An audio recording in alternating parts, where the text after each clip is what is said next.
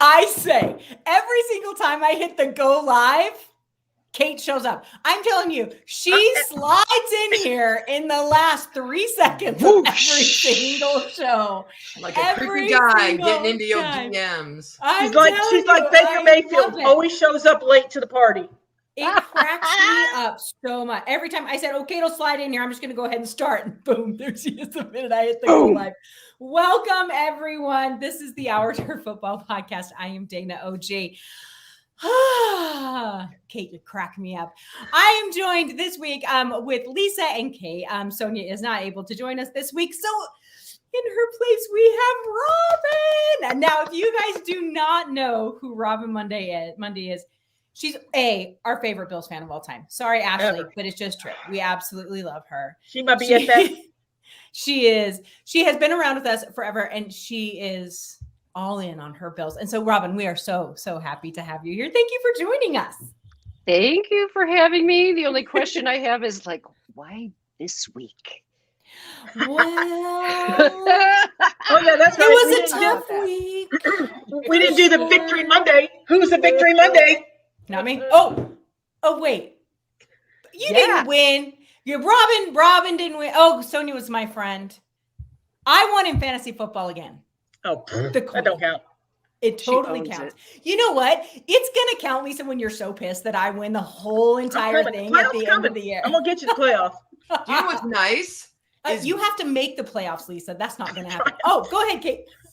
What's nice is being in 3 fantasy football leagues, being down by 30 or so points in all 3 of them, and having Aaron Eckler on Monday Night Football. Oh, very nice. I have him in all 3 leagues, and I thought I was dead in the water, and I came back in all 3. That is amazing. Amazing. I know.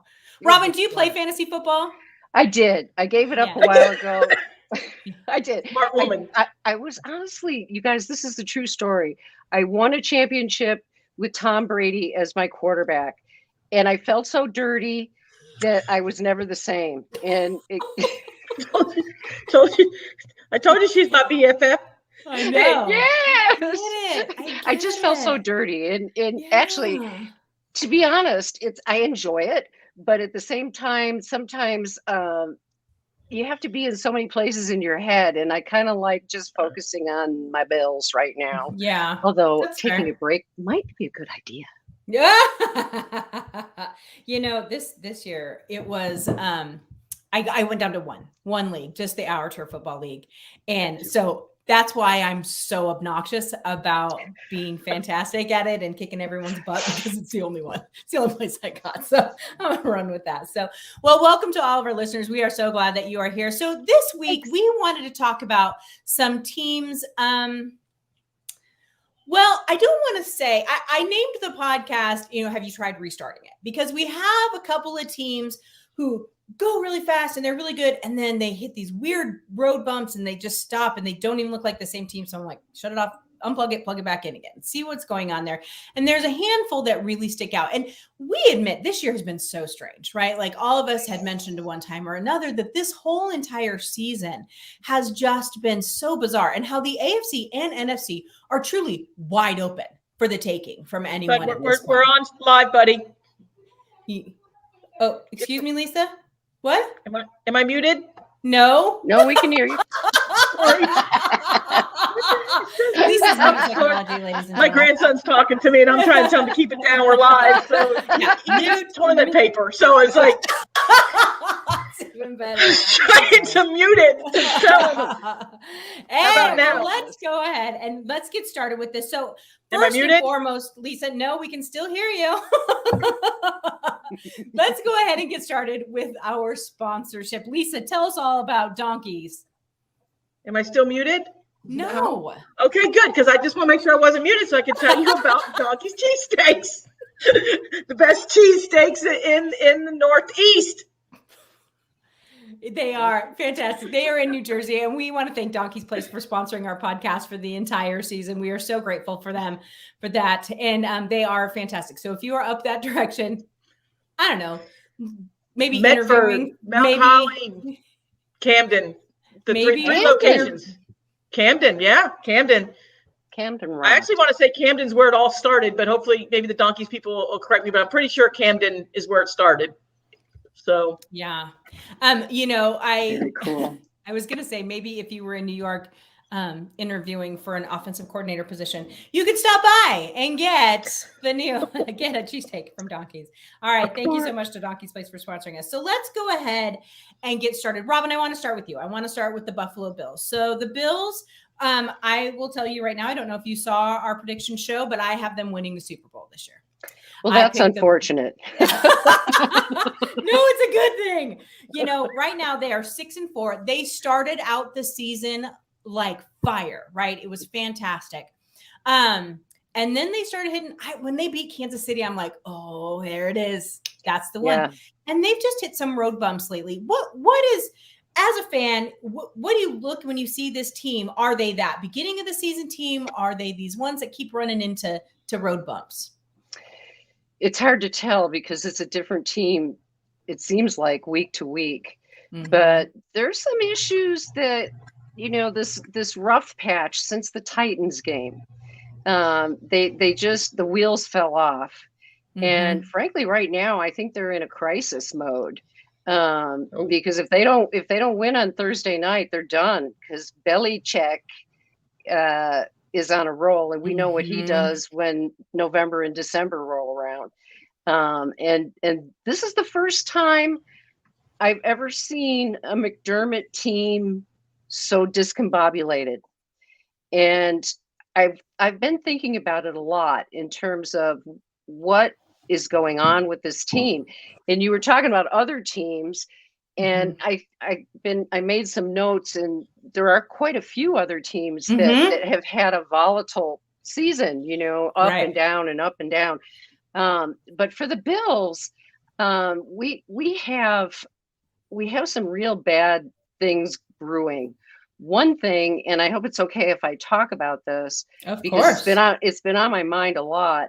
The COVID protocols and the effect that it's having on teams all across the league this year, much more so than last year.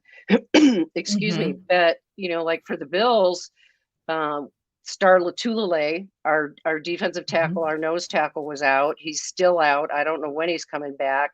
And that defensive line is not the same line without him. I mean, it's like he's a cog in there. But of course, let's remember Jordan Davis from Georgia is going to be playing for the Bills next year. So Star can just go ahead and retire now. But here's the thing. Star opted out. He was one of the players last year that opted out the whole season because of COVID. Well, apparently, because of the way the protocol works, you can figure out from the days that he's had to miss that he's unvaccinated. And so we're finally starting to see, in my opinion, teams separating out. Like Arians had 100% vaccination. They're not having any problems on their team this year so far. And the Bills have one of the lower, and it's really hard. I went to go look and find out all the data. It's really hard to dig out the data because they really don't want to talk about it. They don't want anybody to know about it. But the fact of the matter is, I think it's impacting the league this year as a whole a lot more than it did last year. And what's going to happen in the playoffs? Because as we go into the winter months, we're looking at the numbers now, and all the stuff I'm reading in terms of projections are very concerning.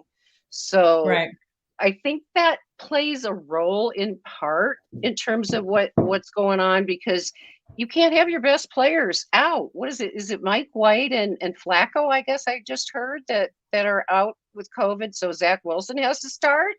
I mean, he's not healed. God. He's not healthy. Yeah. And poor Zach Wilson. Zach Wilson. Lord have mercy. What's been interesting for me looking at the Bills this year is there seems to be some inconsistencies. And I always say, when we were talking about the teams we were going to talk about today, there's injuries always come up. Well, injuries come up every year. And that seems to be the big difference this year is we can't really blame all of this on injuries, all these different teams. But the Bills seem, and when you look at your quarterback specifically, he's so hot and cold. Do you think that has to do with the line? Do you think that has to do with defenses figuring out who he is, which I'm not a real big believer in that theory, but I know some people really believe that. What is it, do you think, going on with Josh Allen? Well, funny that you mentioned that. This is my seventh year watching Josh. I started watching him in the beginning of his sophomore year at the University of Wyoming. So I feel like he's my child. It's like watching him grow up, because he was such a noodle at Wyoming. He was extremely small and skinny, and that's part of the reason he didn't get any looks from anybody. But here's the deal with Josh. Josh has not been the same quarterback since he signed that contract. And I think there might be a little thing playing in his head a little bit. And here's what I think. And for those of you that are listening that don't know, in a former life, I was a psychotherapist. So I have a particular interest in the mental part of the game. And Josh Allen is a guy that I have found fascinating right from the get-go. First of all, from the University of Wyoming. Yes. And it's wonderful. But Josh he admitted this in an interview, which I thought was fascinating. He's a people pleaser. He's a fixer. He's a guy that's going to come in and lead the way, with his white horse and all of that. I mean, that is in his personality. It was at the University of Wyoming we saw it, and we're still seeing hero ball from him on occasion, and he's got to learn to let that go.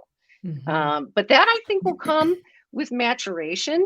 It's amazing when you think about where he came from when he started his mechanics. I used to joke around when he played at Wyoming because he had clown feet. He had the worst footwork. He's bouncing around, and his mechanics are all over the place. But then all of a sudden, he'd throw the ball like 80 yards. Now, remember, it's 7,200 feet elevation, so they could throw it further. But he'd launch something, and it would be like, what? So you knew the talent was there, but the mechanics were not. And I think that's what frankly, people ask me this all the time. Well, what did all the, talking heads get wrong? Well, they didn't pay attention to some of the details, some of which is he didn't come up through the ranks like the Mannings. So, very, very true. Yeah, he kind of came out of nowhere. Well, he did. And even more than that, he was dissed the whole way. You guys, you followed the national narrative. People were dogging him left and right, and he's awful, and he's this, and he's that. And it was disproportionate to what I saw, I would see from other quarterbacks. It just seemed like it was almost bizarre. It was like, why are you trying to rip on this kid? Why don't you let him, learn the way some quarterbacks have to when they get into the league? So then along comes Nathan Peterman, who throws 5 interceptions in one half in Josh's rookie year, and he gets thrown in and he has to play before he was ready. And he talked about that some. So we all saw what happened to him when he went from that rookie to where he is now. And now, the guy is, if you study his family and his background, he comes from a very strong family, roots, farm community, raised with, a lot of this is right and this is wrong kind of stuff. And he is now getting paid. He just signed this check one day and, was $100 million, $150 million richer, guaranteed or whatever. 25 years old. Right. And it's going to mess with your head. I ask people, step back a moment and think about what some of these kids go through, and the pressure that's on them. And he wants to deliver, more than anything in the world. He fits it. He fits Buffalo like a glove. Because Buffalo is that kind of town. He fits right in. And now the whole state of Wyoming is now Bill's country.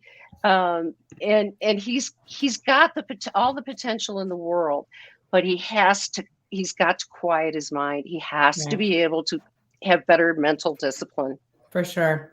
Kate, I want to ask you this question because Lisa, I'm just going to say I'm sorry right now, but I want to know the Bills that beat the Dolphins 35-0, the Bills that beat the Texans 40-0, blanked them, right? It was amazing. They beat, the Jets 45-17. They lost to the Jaguars 6-9. Where's that disconnect? Where's that discord when you watch this team and when you see the way that they're playing? Well, what is it that you see from a non-fan point of view?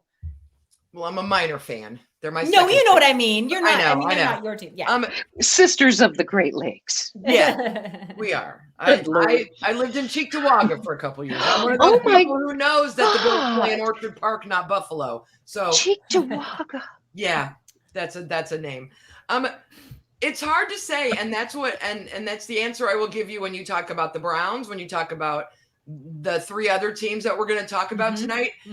I don't know. When Robyn mentioned COVID, it got me thinking, these offenses click and everything's fine. And then all of a sudden they don't. It's like something broke and they don't remember how to play together and they can't get anything done and they can't get out of their own way. Right. And I'm wondering if there's a COVID effect, if it's the change in the way they practice, the change in the personnel groupings, if a couple guys have to stay away because they're in a protocol and so you don't have the whole unit, and because they're keeping it quiet, we don't know what's missing. But I think this has probably been one of the most inconsistent seasons that I can remember. Like, I have no idea how Vegas is putting odds and numbers on these games.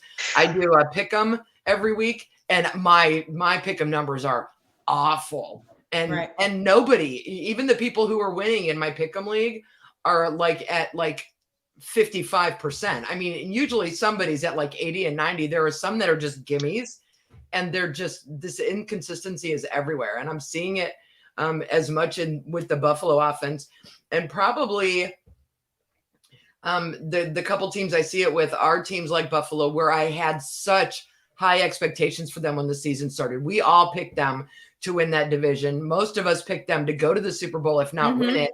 Yep. And so you just watch them and you're scratching your head and you're like, how did you put up 45 points last week and you can't get 6 against, the Jets or whatever? It's right. Yeah. I have to have a cardiologist on call watching this team. Seriously, here's the thing though, Lisa, this. It's just the history. It's our division, the Dolphins the same way, and the Browns, the hot and cold is what's frustrating. Hot and cold, yeah. And Brian Flores and a lot of the other coaches, when they first come to the mic after losses, they're going to tell you, every win on a Sunday is a win. That's why they'll take it. They don't care if they win 6-3. You still got to remember, just because you're looking at the Jets, the Dolphins, the Jags, the Texans, yeah, they're not playing very good football, but they're still football players. They're still professionals. Right. It's not like they're high school kids or college kids. You're still playing. You still have to line up and play the game. These are still professionals. And every single time you can win on a Sunday, regardless of what happens, that's why they're going to take it.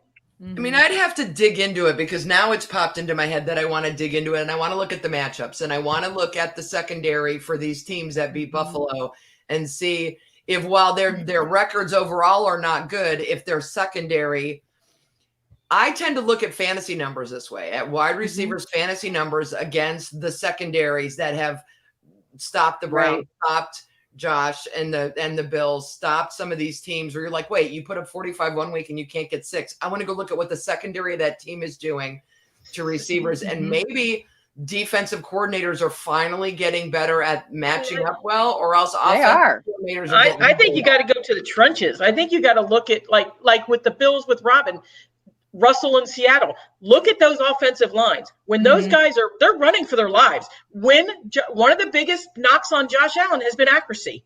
You get Josh, which he's just like Brady. You knock him down a couple of times, he loses it. Exactly. Yeah. And the next thing you know, that arm, and like Robyn said, that mind's kicking. Got to get rid of the ball. Got to get rid of the ball. Got to get rid of the ball.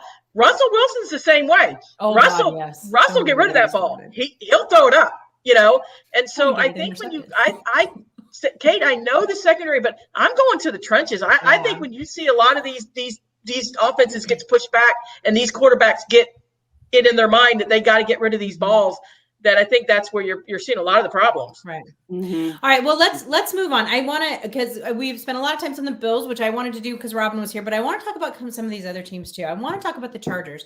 And the first thing Lisa said to me is the Chargers are fine. What are you talking about? The Chargers? They're totally fine.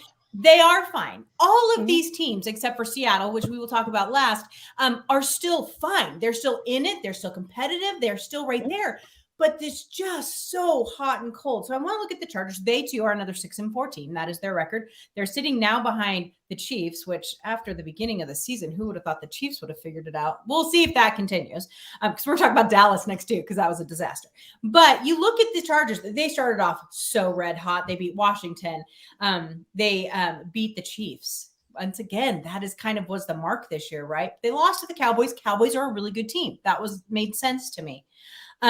They beat the Raiders. They beat the Browns. That 42-47, that was crazy. That game was insane. Insane, right? Absolutely crazy. And then they lost to the Ravens 34-6. It's like Justin Herbert forgot how to throw a ball. And then they lost a close one to the Patriots, but the Patriots, who are coming up out of nowhere, as we mentioned before, they lost to the Vikings. They beat the Eagles by a field goal, and then they had a nice game against the Steelers. But you see this real hot and coldness. Kate, when you look at the Chargers, because I know you looked them up for us, what are you seeing other than Justin Herbert is fantastic? We know this. Yes. He is not their problem. The left side of their offensive line is part of their problem. So defenses who are able to go after the left side are able to get to him. But I noticed two things. Overall on the season, they're winning the turnover battle. They're +1, but that's only because they had that 4 turnover game against Kansas City. Without that game, they're -3. Turnovers have been their biggest problem. And they have, of the games they've lost, only one of them had an Aaron Eckler touchdown. He did not score a touchdown in those other 3 losses. And he has multiple touchdowns in 5 of their 6 wins. So if they're not able to get their running game going, we'll just skip last night in 4 touchdowns.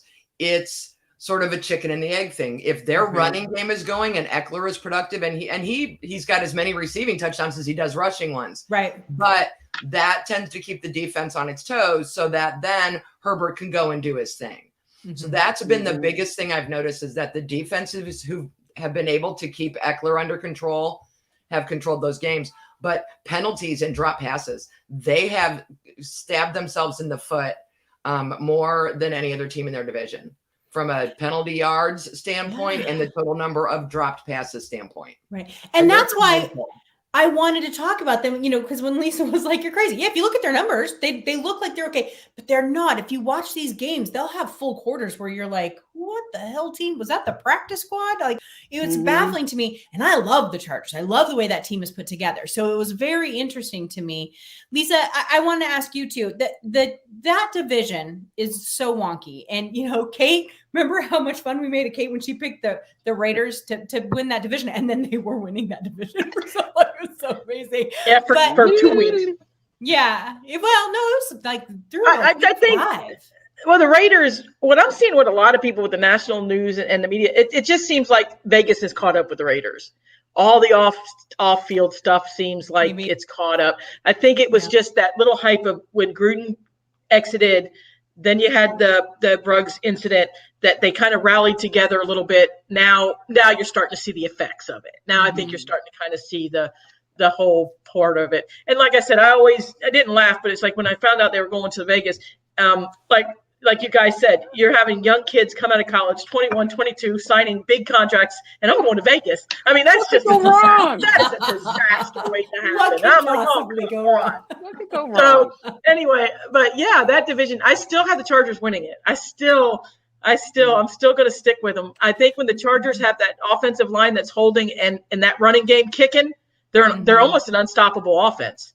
Agreed. So I want to take that to Robyn because I'm looking at the rest of their schedule. They play the Broncos, they play the Bengals, they play the Giants, they play the Chiefs again, they play the Texans, the Broncos again, and then the Raiders again. What the heck? I think if Kansas City isn't consistent, which Kansas City has not been consistent, I know that everyone is, all like, oh, they found their groove back. Yeah, until he keeps throwing those damn interceptions. I think the Chargers could, Robyn. I think they could win this division. Oh, for sure. Yeah. For sure. That, the game between the Chargers and the Browns was like, oh my God. There was no defense, on either side. It was just nuts going back and forth and back and forth. I think the Chargers are really good, but I think they're falling into the same kind of thing. And you see this pattern with some other teams too, even the Bills. If you have a really good, strong running game, this is what seems to be a difference maker. It's like the Bills struggle against Derrick Henry, Jonathan Taylor, and so then they get behind the 8 ball, and it just goes to hell in a handbasket. That's when Josh Allen's people pleaser kicks in and he starts making stupid decisions with his ball. Totally. That's absolutely true. Yeah, it's very, very true. All right. I'm running through those teams that are left on their schedule in my head, and I think there are only 2 that are above 500 right now. Yeah. Right. The Bengals, Right. the Bengals and the Chiefs. And the Chiefs. Right. I think you're absolutely right. So, I mean, it could get really interesting really quickly if Kansas City, and I should go look. Let me look at Kansas City's schedule really quick. John says the Raiders are more dysfunctional than the Kardashians. He's not wrong. You're not wrong, John. What in the middle of the game? My jersey flies off. That's my picture. All right. So the Chiefs, they have a bye this week, and then they play the Broncos and the Raiders and the Chargers. The Steelers. Oh, that's divisional games in late. 3 of them in a row. Ooh, wow. And then we'll play the Steelers, the Bengals, and then the Broncos again. Wow. I don't know. It's going to be tight. I think it's going to be tight in this division. Michelle's going to jump on in here and start already with the defense talk. I mean, really? Come on. You're in here. She's my girl. 5 minutes and we're already talking about defenses already? Yeah. Because why? Because why Michelle will say in the chat, defense wins championships. Anyway, okay. So let's move on to Michelle's Cowboys. I'm sure that's what she's doing. And I love I don't like the Cowboys. Just because of Jerry. They're America's team, and they were good in the 80s, just dominated, and so it got you almost like the Brady effect. It's like, oh, the Cowboys again. So it was just funny. And so when Dana asked me about, talking about the Cowboys, I'm like, well, I know who I'm going to ask. And John's going to love this. I mean, her first thing was Dakota. Now, it took me a minute. I go, who's Dakota? Okay, Dak's Dakota for all you guys listening. So basically, Michelle said, I asked her, what's the problem? What's going on with the Cowboys? Because during the beginning of the show, I talked to Dana about is they were depleted with injuries. I mean, that's all the commentators kept saying. They've lost CeCe Lamb now. He's out with a head injury. It's too much. That was really funny. John asked me, so I wanted to throw that in there. Yeah, right? So I asked her. So Michelle's response to me, the Cowboys can be a very good team, but it depends on whether Dakota and Kellen Moore can get in a rhythm, which she's right. When Kellen's on call and Dak, they're running offense, they're very effective. She said their defense is much improved to her. Here we go with the defense, but we still don't quite trust them. I don't blame them at all. Dallas has to prove they can come through on the big games, and these next couple months they're going to be their big chance. That game against the Chiefs. She's right. That was a big step for them. If they could get through that game, but I think their defense let them down. I was so jacked for that game. I was like, I recorded the Seahawks game to watch it. I'm like, whatever, we're going to lose. But I was like, I want to watch this game. It's going to be good, right? Like I was all in, like, this is just going to be fun. The Chiefs seemed to be a little better after they shook off some rust against the Raiders. Like I was really excited about it. And then I was like this. Because 19-9 or whatever the hell it was, I'm like, this is the most boring football game I've watched in forever, which is because more games are defensive games. It shouldn't. No, that wasn't it. Because it wasn't. I mean, the Chiefs' defense looked pretty good, and Dallas's defense held their own. But it felt like such a mismatch. It was so baffling to me. Dak Prescott, 2,557 yards. He has a 0.69 completion rating, 20 touchdowns to 7 interceptions. He looks great. right? His rating is 103. 103. Yeah, but just think what his rating would be is if you can get Ezekiel Elliott running the ball. I just always feel like Dallas abandons the run so quick. They do. You know, it's just like you have Ezekiel Elliott. Use him. I mean, feed him the ball. Sometimes I just feel like they just don't use him enough. It seems like he's just kind of a forgotten. And they used to rely on him. I mean, it was such a big deal. And so I get, and we're going to talk about the run game too when we talk about Seattle here in a minute, because that's been a huge issue for them also. But it seems to be that the running back was one of the most disrespected positions in football for a long, long time. And these teams that we're talking about, when they can get their running game going, they look beautiful. They take some of that pressure off of their quarterback. You know, it even looks that way even in Buffalo. And even though, I mean, people like Lisa want the quarterback to have, you know, the ball all the time and all this stuff, but there is something to be said for that. And I think we are seeing that in Dallas very specifically. I think that team, well, I'm sitting here thinking to myself now that is it a contract issue too? I think that's, you know, he just got a huge contract after waiting out. So Michelle says we have a quarterback running plays and a coach who likes to throw the ball. Right. She's 100%. I agree. I honestly think that Ezekiel's going to be looking to move. I know he signed, but I mean, would you keep playing behind this? I mean, the coach isn't calling your number. Yeah. Well, so there's two things to that though, Lisa. Number one, he already got paid. That's what I'm saying. I mean, and number two, if you're a running back and they're not using you, but you're getting paid, you're also not getting wear and tear, and that's going to extend the number of years that you can play. What's interesting to me about Dallas is they very well could win this division and make the playoffs. Of the 7 games they have left, they have one opponent with a winning record. And I think the problem is it's going to give them, if they go 6-1 in this stretch, they're going to have a very inflated sense of who they are heading into the playoffs. That's a really good point. They are going to get knocked out early. That's a really good point. Yeah. That's something that I would bring back to the Bills too, in terms of their erraticness, if that's a word. I'll take it. Okay. Erraticness. Well, they have, they're erratic, but in some ways, I think it's their immaturity. Because they win a big game, like you said, you know, they knock somebody out by 40, you know, drop a 40 burger on them. And then they come in the next week and they're all like, okay, you know, we're ready to go. And then they get kicked in the butt. Right. And they have not learned. They have absolutely not learned how to sustain success and how to be hunted instead of being the hunter.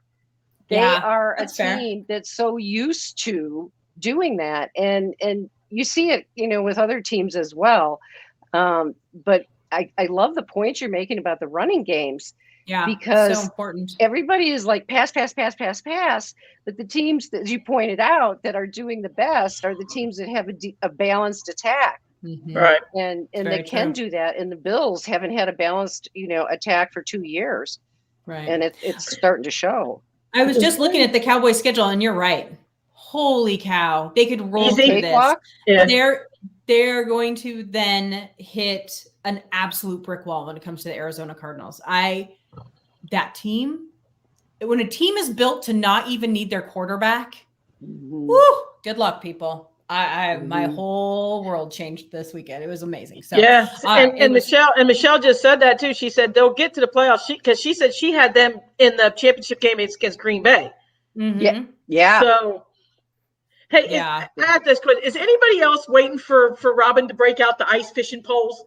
I mean, does she not look like she's in a cabin, like waiting for some ice? I'm waiting for some poles to break out. Out on Lake Erie, like she's in an ice fishing cabin. I am. I know. Yeah. Next time I'll have my little moose head right next to me here. That is hilarious. Oh but my gosh. Seriously though, this running game discussion, it's so important because I see this with teams that, like the Bills, you know, their running game is hit and miss. You got to have, you know, you got to have that workhorse. When Russell Wilson had Marshawn Lynch, he was an elite quarterback. When Russell Wilson has a good running back and a good offensive line, he's a top 5 quarterback in the league. Right. Yes. So let's go ahead and roll into that a little bit. So let's talk about the Seattle Seahawks. And let me tell you this. I put them in there with this conversation, not because they necessarily belong in that same bubble. Like I said, those other teams are in it. They're right there. They're just inconsistent. They just need to, like I said, be unplugged and plugged back in again. And the next week they look beautiful again.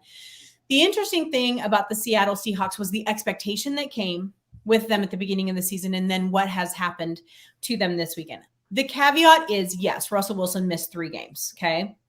Only 3 games. I want to keep saying that. People are like, oh, well, your quarterback's hurt. 3 games, people. We've lost 7. So, there are 4 games he was there for.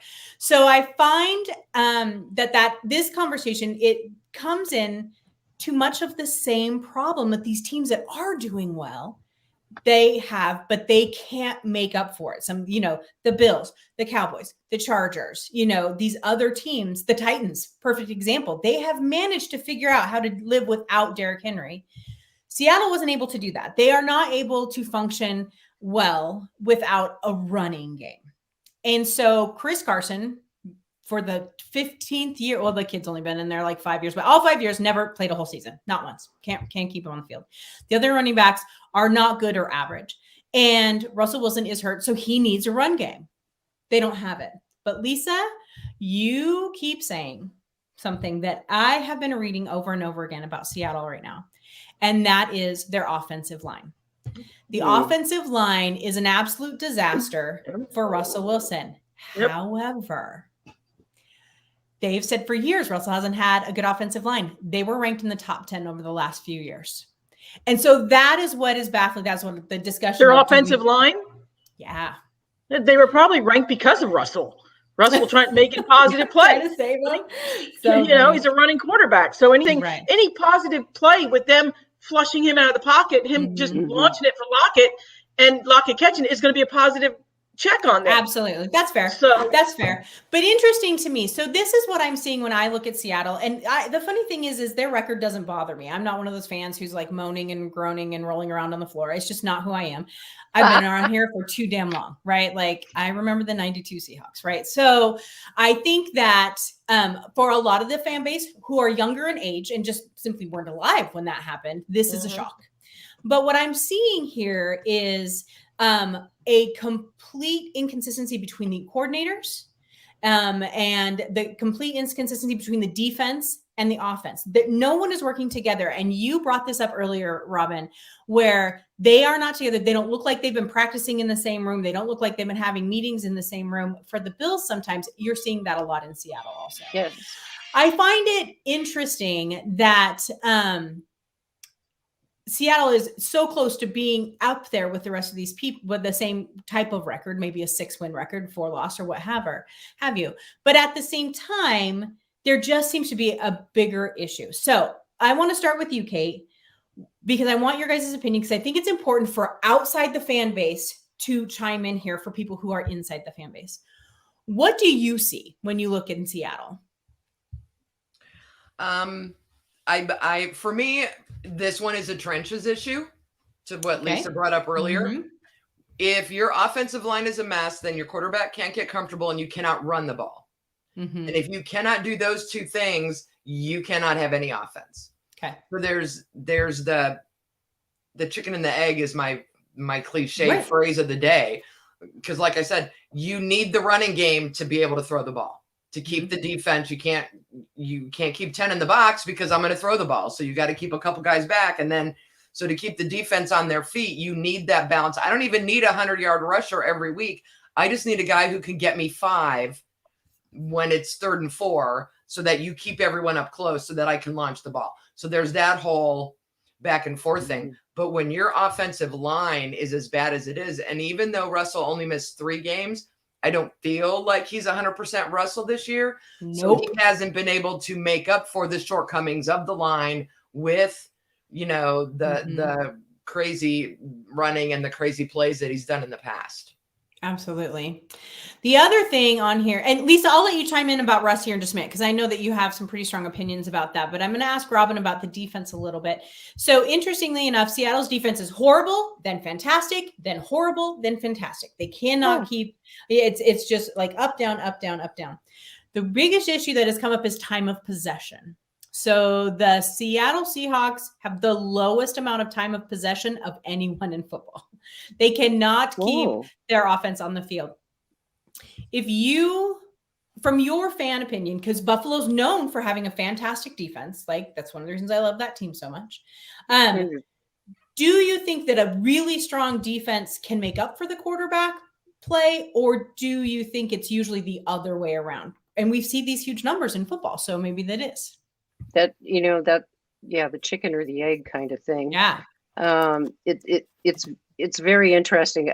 You'll just have to put me into the column of defense wins championships. Mm-hmm. Sorry, sister. I love it. I love it. Lisa's face. We'll discuss this. We'll beat each other up in the AFC East meeting someday together. But it's what's up front that counts.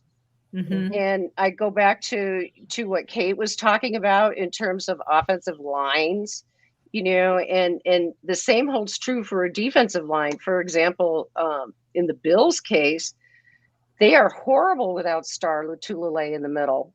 Right. Harrison Phillips is a third-round pick, and I'm not sure that he's going to get another contract. He's good, but not great. And there isn't a big-bodied guy behind him. And I think that you have to be able to control at the point of attack and run the ball. And that opens up your passing game. And I know now everybody's into this mode of, well, you can pass to open up your running game. Sister of the Great Lakes understands. Sister of the Great Lakes, she understands that when it's December, you have to be able to run the football, especially if you are on the Great Lakes. I just read this today because I haven't been back. I haven't been able to go back for a game, but they say that so far all the home games in Buffalo have had terrible weather. Just terrible weather this year. It's been a factor, wind and rain and so on. But I do think that at this time of the year, and something that occurred to me when I think about Tom Brady, which I try not to do, but when I think about Tom Brady, he is a quarterback who, I don't know how he does it, but he always manages to bring in and have a good offensive line in front of him. Right? Thank you. It's so it's just like frustrating. It's very frustrating. And it makes me wonder, because this is kind of my question to you guys too, is how difficult is it to construct a good offensive line? There's a million different ways to do it. You're preaching to the choir. Impossible, apparently for most people. Yes. I keep telling my nephews, if you're going to play football, play line or be a punter, one or the other. I'm telling you. Here, now, Lisa, I want to talk to you about this. So Robyn posted, she says, there's a lot of speculation that Russ is not reading defense as well. You are the quarterback guru. And I know that you great, that you really like Russell Wilson. So give me your thoughts on him. Is it the injury? Is it the line? I know you think part of it is the line. Is it him? Is it his age? Kate. Sorry, Kate. Kate needs to be in the ice fishing cabin. Come on down.